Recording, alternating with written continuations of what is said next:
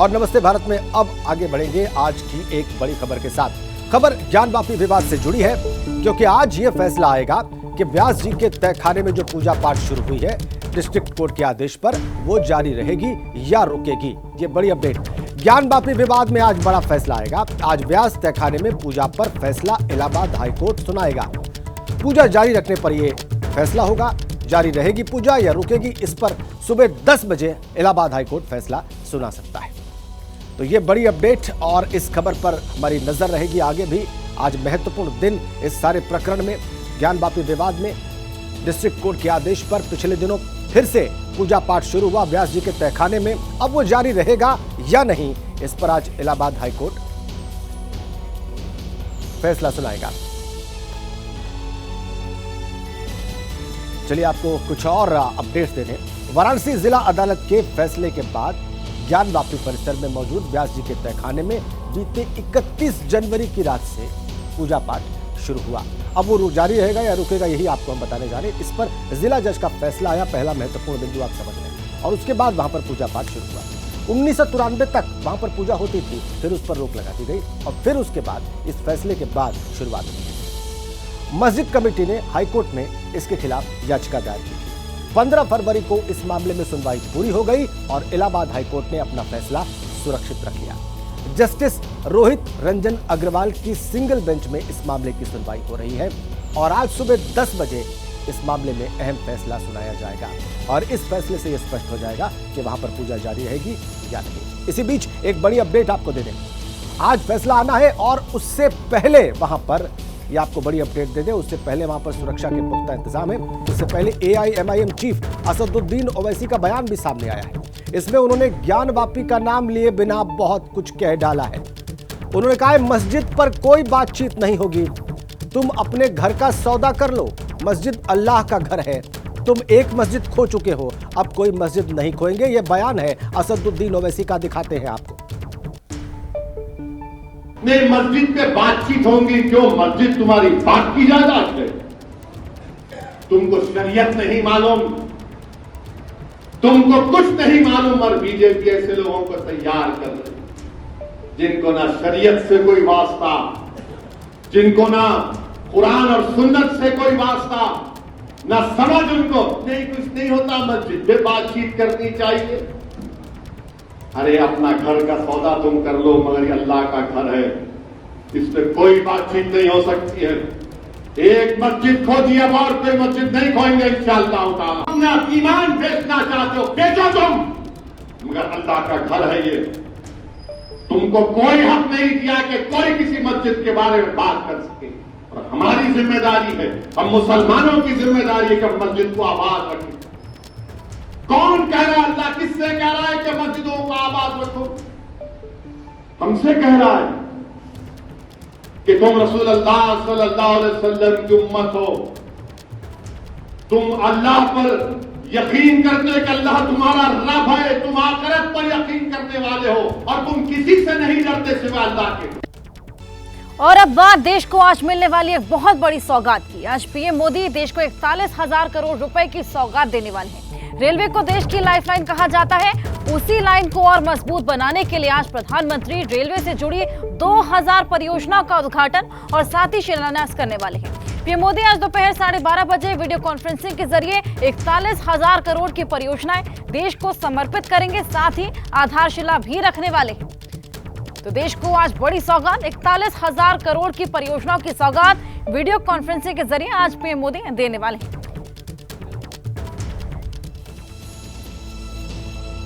क्या कुछ सौगात मिलने वाली है वो भी आपको बताते हैं। रेलवे से जुड़ी 2000 परियोजनाओं की सौगात आज पूरे देश को मिलने वाली है। लागत 41,000 करोड़ रुपए होने वाली है। 41,000 करोड़ की परियोजनाओं की सौगात देश को आज मिलेगी। 553 रेलवे स्टेशन का पुनर्विकास किया जाएगा। लागत 19,000 करोड़ रुपए इसकी होने वाली है। साथ ही आपको बताएं कि लखनऊ में गोमती नगर रेलवे स्टेशन का उद्घाटन होगा।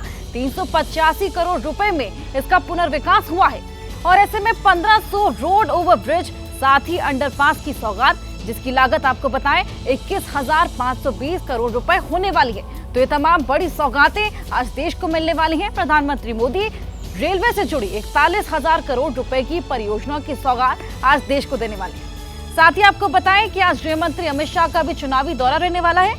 आज दमनदीप के दौरे पर गृह मंत्री अमित शाह हैं, जहां पर अमित शाह लाभार्थी सम्मेलन में शामिल होंगे। कई योजनाओं का उद्घाटन साथ ही शिलान्यास करने वाले हैं। इससे पहले कल वो मध्य प्रदेश के दौरे पर थे, चंबल, फिर बुंदेलखंड और अंत में भोपाल पहुंचे। राज्य के 3 हिस्सों में पार्टी कार्यकर्ताओं को जीत का मंत्र दिया, चुनावी तैयारियों का जायजा भी लिया।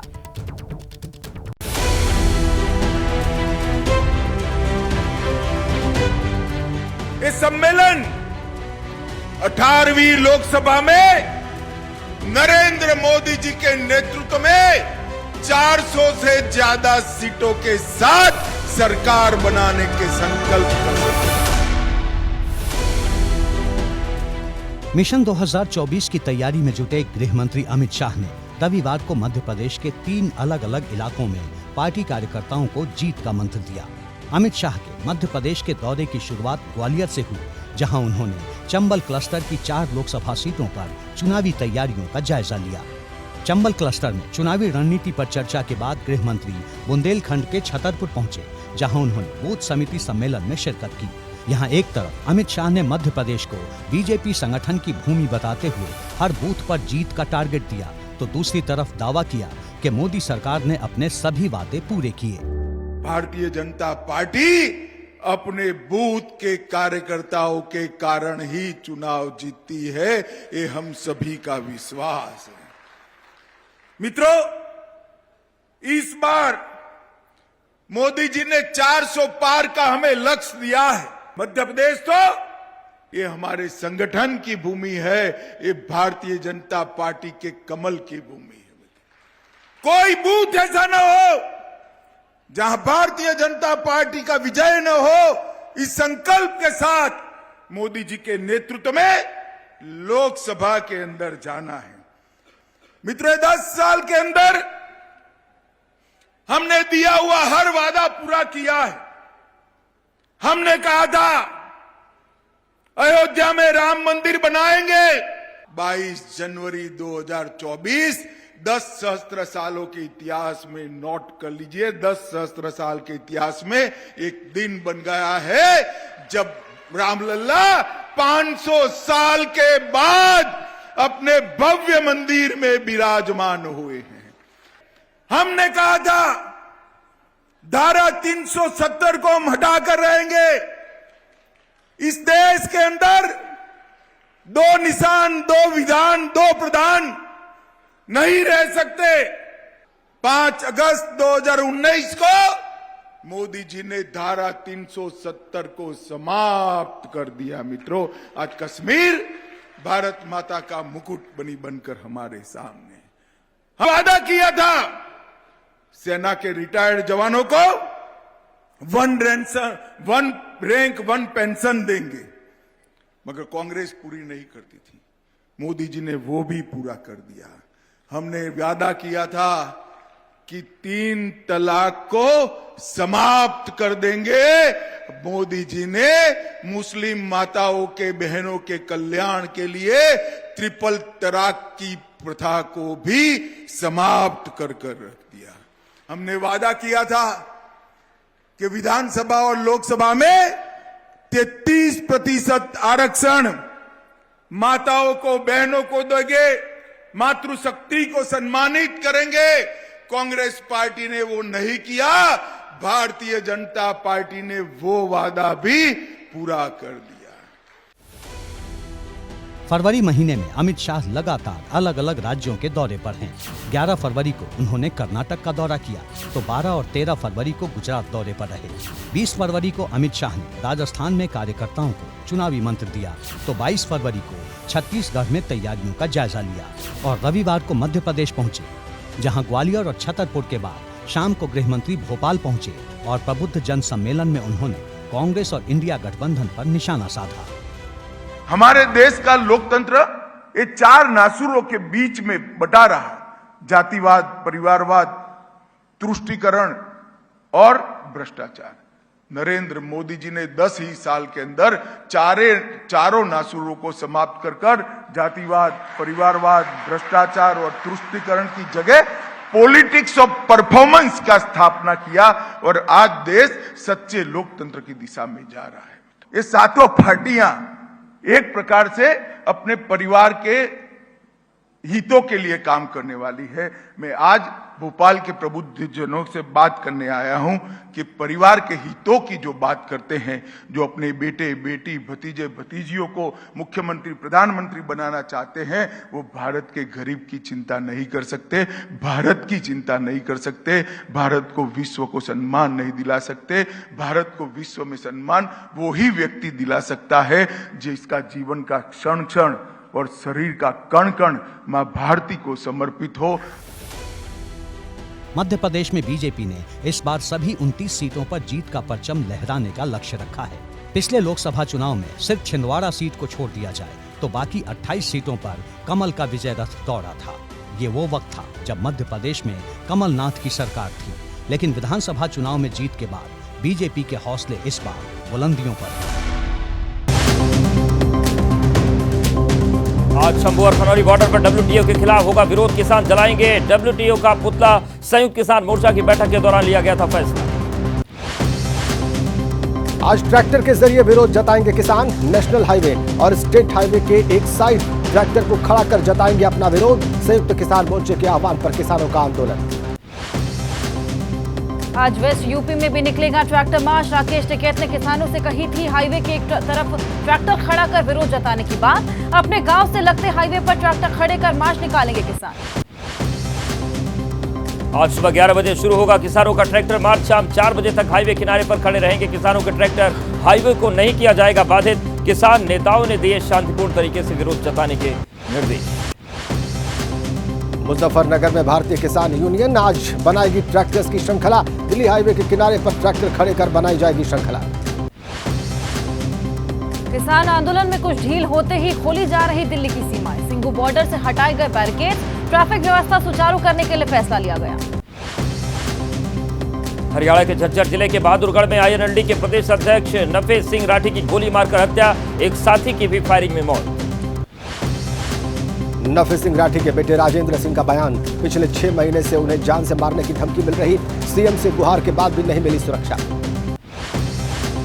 नफे सिंह की हत्या मामले में 2 डीएसपी के नेतृत्व में पुलिस की 5 टीमें गठित। हर पहलू की जांच पड़ताल में जुटी पुलिस। डॉक्टर्स का विशेष पैनल करेगा मृतक का पोस्टमार्टम।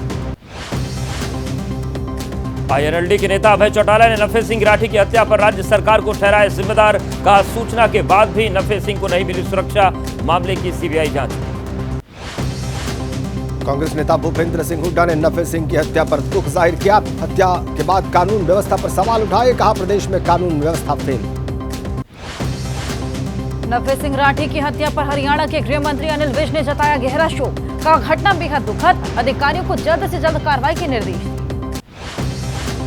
आप नेता सुशील गुप्ता ने नफे सिंह राठी की हत्या को बताया दुखद। कहा हरियाणा में कानून का राज खत्म है। प्रदेश में नेता व्यापारी किसान आमजन कोई भी सुरक्षित नहीं। यूपी में राज्यसभा चुनाव को लेकर आज एनडीए की बैठक। लखनऊ लोक भवन में रखी गई मीटिंग। सीएम योगी आदित्यनाथ और दोनों डिप्टी सीएम्स भी बैठक में मौजूद रहेंगे। यूपी में राज्यसभा की 10 सीटों पर होना है चुनाव। चुनाव को लेकर बीजेपी ने बुलाई सहयोगी दलों की मीटिंग। बैठक में एनडीए के सहयोगी दल के नेता भी होंगे शामिल। आरएलडी के 9 विधायक आज करेंगे सीएम योगी से मुलाकात। सुबह 11 बजे लोक भवन में होगी मीटिंग। राज्यसभा चुनाव से पहले होगी अहम बातचीत। लोक भवन में होने वाली बैठक में आरएलडी विधानमंडल दल के नेता राज्यपाल बालियान रहेंगे मौजूद। बालियान के नेतृत्व में मुलाकात के लिए पहुंचेंगे आरएलडी विधायक।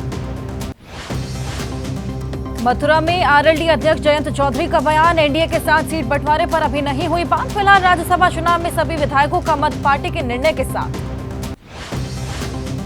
यूपी राज्यसभा चुनाव के मद्देनजर एसपी अध्यक्ष अखिलेश यादव ने सभी विधायकों को डिनर पर बुलाया। बैठक में राम गोपाल यादव, शिवपाल और डिम्पल यादव रहेंगी मौजूद। आज से बीजेपी के प्रचार रथ अभियान की शुरुआत होगी।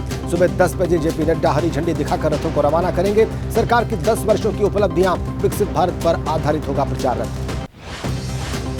दमन दीव के दौरे पर रहेंगे गृह मंत्री अमित शाह। दमन में परामर्शदात्री समिति की करेंगे बैठक। सिलवासा में लाभार्थी सम्मेलन में हिस्सा लेंगे। यूपी के आगरा में एसपी अध्यक्ष अखिलेश यादव राहुल गांधी की न्याय यात्रा में हुए शामिल। अखिलेश ने 80 हराओ और बीजेपी हटाओ का नारा दिया। राहुल गांधी की यात्रा में अखिलेश यादव के शामिल होने पर यूपी के मंत्री जयवीर सिंह ने तंज कसा। कहा माल वही है, पैकिंग नहीं है। 7 साल पहले भी इस जोड़े ने चुनाव लड़ा था। केंद्रीय मंत्री साध्वी निरंजन ज्योति ने राहुल अखिलेश पर साधा निशाना। कहा 2017 में दोनों की जोड़ी ने लड़ा था चुनाव, लेकिन जनता ने बीजेपी का साथ दिया क्योंकि बीजेपी का काम बोलता है। गृह मंत्री अमित शाह ने एमपी के छतरपुर में कांग्रेस पर बोला बड़ा हमला। कहा इन्होंने सनातन धर्म का अपमान किया। कांग्रेस का मतलब भ्रष्टाचार और भ्रष्टाचार का मतलब कांग्रेस। भोपाल में प्रबुद्ध जन सम्मेलन में गृह मंत्री अमित शाह ने विपक्षी गठबंधन की तुलना कौरवों से की। कहा एक तरफ बीजेपी देशभक्तों की टोली, दूसरी ओर परिवारवादी पार्टियों का गठबंधन खड़ा। हिमाचल प्रदेश के ऊना में बोले केंद्रीय मंत्री अनुराग ठाकुर, जिस पार्टी में मोदी जैसा नेता, वो पार्टी चुनाव का कर रही इंतजार। जनता को अनुराग ठाकुर ने सरकार की उपलब्धि गिनाई। गुजरात की भरूच लोकसभा सीट पर बोले कांग्रेस नेता मुमताज पटेल। कहा पार्टी ने जो निर्णय किया वही स्वीकार। गठबंधन के फैसले का किया जा रहा पालन, पार्टी के आदेश पर करेंगे काम। केंद्रीय मंत्री अनुराग ठाकुर ने आप कांग्रेस के गठबंधन पर हमला बोला। कहा केजरीवाल ने कांग्रेस में न जाने की कसम खाई थी, लेकिन दुनिया के सबसे भ्रष्ट नेता कांग्रेस के साथ। टीएमसी सांसद अभिषेक बनर्जी ने बीजेपी पर बोला हमला। कहा चुनाव के वक्त प्रदेश में बीजेपी होती है सक्रिय। अभिषेक बनर्जी ने बीजेपी को टीएमसी के गढ़ में जनता को जुटाने की चुनौती। छत्तीसगढ़ के अंबिकापुर में मौलाना शहाबुद्दीन रजवी बरेलवी ने पीएम मोदी का किया समर्थन। कहा लोकसभा चुनाव में मुसलमान पीएम मोदी का करें समर्थन। मुसलमान अपने भविष्य के बारे में सोचें। मुंबई में बीजेपी नेता टी राजा ने ओवैसी पर जमकर निशाना साधा। कहा जो जिस भाषा में समझेगा उसी भाषा में उसे समझाऊंगा। प्रधानमंत्री मोदी आज भारत के सबसे बड़े कपड़ा कार्यक्रम भारत टैक्स 2024 का उद्घाटन करेंगे। कार्यक्रम में 100 देशों और 3000 से अधिक व्यापारी भागीदारी करेंगे। प्रधानमंत्री मोदी आज 41,000 करोड़ के लगभग 2000 रेलवे प्रोजेक्ट की शुरुआत करेंगे। वीडियो कॉन्फ्रेंसिंग के जरिए कार्यक्रम होगा। इन प्रोजेक्ट से रेल सुविधा में सुधार होगा। बिहार के पूर्व सीएम जीतन राम मांझी ने तेजस्वी पर बड़ा आरोप लगाया। कहा अधिकारियों से पैसा लेकर तेजस्वी ने भरी जेब। बड़े पैमाने पर पैसा लेकर ट्रांसफर पोस्टिंग करना चाहते थे तेजस्वी। आज से शुरू होगा महाराष्ट्र विधानसभा का बजट सत्र। वित्त मंत्री अजीत पवार पेश करेंगे बजट। विपक्ष आज सदन में कर सकता है जोरदार हंगामा। कानपुर डिफेंस कॉरिडोर में अदानी समूह की डिफेंस इकाई तैयार। 200 हेक्टेयर में बनी डिफेंस फैक्ट्री का सीएम योगी करेंगे उद्घाटन। दोपहर 2 बजे होगा कार्यक्रम। राजस्थान के सीएम भजन लाल शर्मा ने कांग्रेस पर आरोप लगाए। कहा कांग्रेस को सिर्फ एक परिवार की चिंता। बीजेपी जनता के बीच जाकर सुनती है समस्याएं।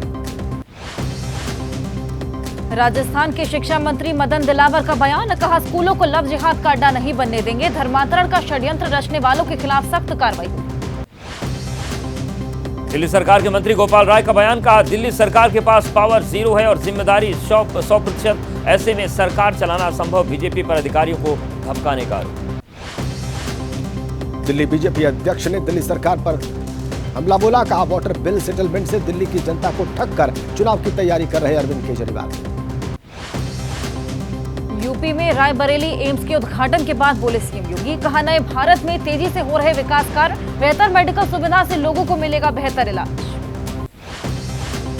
राष्ट्रपति द्रौपदी मुर्मू आज पर्पल उत्सव का करेंगे उद्घाटन। राष्ट्रपति भवन के अमृत उद्यान में आज 1 दिवसीय पर्पल उत्सव का होगा आयोजन। उत्सव में हजारों दिव्यांगजन होंगे शामिल। मिजोरम दौरे पर रहेंगे उपराष्ट्रपति जगदीप धनखड़। आइजोल में मिजोरम विश्वविद्यालय के 18वें दीक्षांत समारोह में हिस्सा लेंगे। एमपी के भोपाल में पटवारी प्रवेश परीक्षा को लेकर एनएसयूआई कार्यकर्ताओं ने निकाली टॉर्च रैली। प्रदेश सरकार के खिलाफ भ्रष्टाचार और बेरोजगारी के खिलाफ हल्ला बोला। मराठा आरक्षण एक्टिविस्ट मनोज जरांगे ने देवेंद्र फडणवीस पर लगाया बड़ा आरोप। कहा फडणवीस मुझे मारने की कोशिश कर रहे हैं। जरांगे ने फडणवीस के आवास के बाहर प्रदर्शन का ऐलान किया। जरांगे के आरोपों पर बोले महाराष्ट्र के सीएम एकनाथ शिंदे। कहा जरांगे अब राजनीतिक भाषा बोल रहे हैं। जरांगे के पीछे कौन षड्यंत्र रच रहा है जल्दी सामने आएगा। जरांगे के आरोपों पर डिप्टी सीएम देवेंद्र फडणवीस का बयान। जरांगे जानते हैं कि वो झूठ बोल रहे हैं। जरांगे उद्धव ठाकरे और शरद पवार की स्क्रिप्ट बोल रहे। मनोज जरांगे के आरोपों पर बोले बीजेपी विधायक नितेश राणे ने कहा जरांगे फडणवीस को बदनाम करने की कोशिश कर रहे हैं। मनोज जरांगे की स्क्रिप्ट कोई और लिख रहा है। फैक्ट फाइंडिंग कमेटी के सदस्यों ने की बंगाल के राज्यपाल से मुलाकात, संदेश खाली मामले पर राज्यपाल के सामने रखी अपनी राय। पश्चिम बंगाल में महिलाओं के विरोध के बाद हिरासत में लिए गए टीएमसी नेता अजीत मैती कब्जे और वसूली के आरोप के चलते पार्टी ने पद से बर्खास्त किया। टीएमसी प्रतिनिधिमंडल ने किया संदेश खाली का दौरा, टीएमसी नेताओं ने सुनी ग्रामीणों की समस्याएं दूर करने के लिए मांगा 1.5 महीने का समय। पश्चिम बंगाल में फैक्ट फाइंडिंग कमेटी के दौरे को लेकर बोले टीएमसी नेता कुणाल घोष, राज्य सरकार को बदनाम करने की हो रही कोशिश। ईडी ने दिल्ली के सीएम केजरीवाल को आज फिर पूछताछ के लिए बुलाया। ईडी ने अरविंद केजरीवाल को 7वीं बार जारी किया समन, शराब घोटाले में केजरीवाल से पूछताछ करना चाहती है ईडी। आज सीबीआई के सामने पेश नहीं होगी बीआरएस नेता की कविता, संसदीय चुनाव का हवाला देकर नोटिस स्थगित करने का किया अनुरोध। टीएमसी नेता महुआ मोइत्रा को भी ईडी का समन, आज ईडी ने पूछताछ के लिए बुलाया। पिछले सोमवार को भी ईडी के सामने पेश नहीं हुई थी। आरओ परीक्षा को लेकर आज प्रदर्शन करेंगे अभ्यर्थी, यूपी लोक सेवा आयोग के दफ्तर का करेंगे घेराव, परीक्षा रद्द करने की मांग कर रहे छात्र छात्राएं। फतेहपुर दौरे पर पहुंची केंद्रीय मंत्री साध्वी निरंजन ज्योति का बयान, पेपर लीक मामले पर किया सरकार का बचाव, का पहले पेपर लीक होने पर दोबारा नहीं होती थी परीक्षा। मानहानि केस में अरविंद केजरीवाल से जुड़ी याचिका पर सुप्रीम कोर्ट में सुनवाई। 2018 में एक यूट्यूबर के वीडियो को केजरीवाल ने किया था रिपोस्ट। सांसद संजय सिंह की याचिका पर आज सुप्रीम कोर्ट करेगा सुनवाई। शराब घोटाला केस में जमानत के लिए सुप्रीम कोर्ट पहुंचे संजय सिंह, दिल्ली हाई कोर्ट से खारिज हो चुकी है याचिका। ज्ञानवापी के व्यास जी तहखाने में पूजा शुरू होने का मामला, आज इलाहाबाद हाईकोर्ट का फैसला आएगा, जिला जज वाराणसी के आदेश को दी गई हाईकोर्ट में चुनौती। जम्मू कश्मीर के कुलगाम में आतंकवादी मॉड्यूल का भंडाफोड़, आतंकवादियों के सहयोग करने वाले 4 लोग भी गिरफ्तार। गाजियाबाद में सरेआम नजर आई गुंडागर्दी, बीच सड़क युवक को कार के बोनट पर लटकाकर दौड़ती रही कार, सीसीटीवी फुटेज में कैद हुई कार चालक की दबंग गई। गाजियाबाद के कौशाम्बी इलाके का बताया जा रहा है वीडियो, कार सवार दबंग ने पीड़ित युवक की कार को पीछे से टक्कर मारी। यूपी के ललितपुर में अंतर्राज्यीय गांजा तस्कर गिरफ्तार, पुलिस ने 5 गांजा तस्करों को गिरफ्तार किया, करीब 95 किलो गांजा बरामद। ललितपुर पुलिस का खुलासा, बरामद गांजे की कीमत 25 लाख रुपए, छत्तीसगढ़ से लाया गया था गांजा, कई राज्यों में सप्लाई करने की योजना थी। जम्मू कश्मीर में विदेश भेजने के नाम पर धोखाधड़ी, एक एजेंट पर आरोप, नौकरी के नाम पर युवक को रूस और यूक्रेन के वार जोन में भेजा, पीड़ित परिवार ने लगाई पुलिस और पीएम मोदी से गुहार। जम्मू कश्मीर के पीड़ित परिवार ने खुलासा किया, कंसल्टेंसी के लोगों ने आजाद यूसुफ को निजी काम के लिए नौकरी पर रखा था, बाद में उसे धोखे से रूस यूक्रेन बॉर्डर पर भेजा गया। बिहार के कैमूर में भीषण सड़क हादसा, तेज रफ्तार स्कॉर्पियो और कंटेनर की जोरदार टक्कर हो गई, हादसे में 9 लोगों की मौत। रविवार देर रात NH2 पर हादसा हुआ। कैमूर में हादसे को लेकर तस्दीदों का खुलासा, बाइक सवार को टक्कर मारते हुए अनियंत्रित हुई स्कॉर्पियो गाड़ी, डिवाइडर पर कर दूसरी तरफ।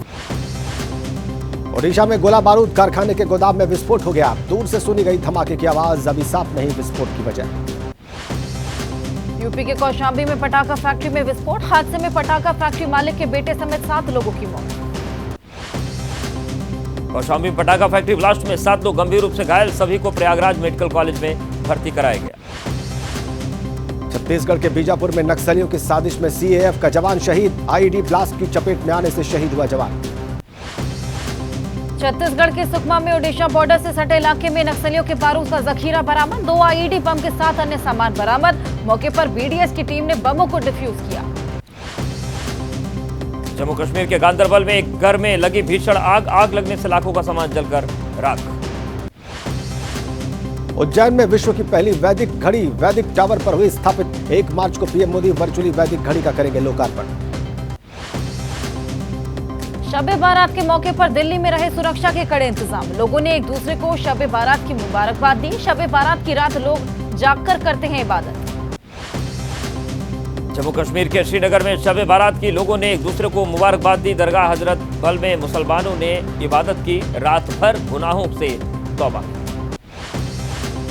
वाराणसी में मनाई गई शब-ए बारात, पूर्वजों की याद में मुसलमानों ने पढ़े फातिहा, मस्जिदों और दरगाहों में इबादत, कब्रों पर चढ़ाए फूल।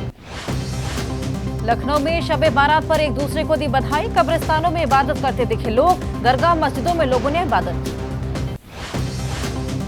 विमेंस प्रीमियर लीग के तीसरे मुकाबले में मुंबई इंडियंस की जीत, गुजरात जायंट्स को 5 विकेट से मात दी।